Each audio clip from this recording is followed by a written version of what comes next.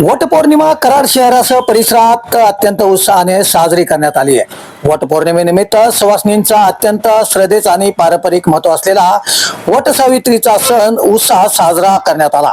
पतीच्या दीर्घायुष्यासाठी, अखंड सौभाग्यासाठी तसेच कुटुंबाच्या सुख समृद्धी, आरोग्य आणि कल्याणासाठी विवाहित महिला हे व्रत श्रद्धाभावाने पाळतात।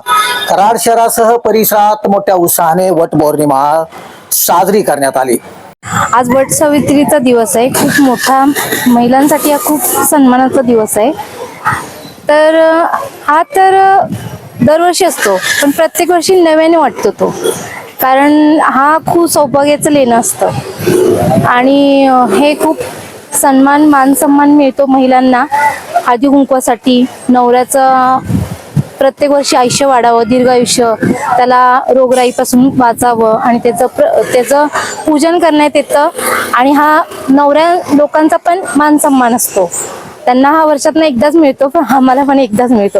पण सौभाग्य खरं हे नवऱ्यामुळेच लाभतंय स्त्रीला। नवरा आहे तर सगळं आहे, नवरा नाही तर काहीच नाही। तुम्ही आता दिवस मैत्रिणीसोबत कसं आता साजरा करता? मैत्रिणींबरोबर काय एकमेकांना हळदी कुंकू देणे, ओटी भरणे आणि घरामध्ये सुख समृद्धी येते त्यानं, आणि महिलांना हा खूप आनंद वाटतो ह्या सण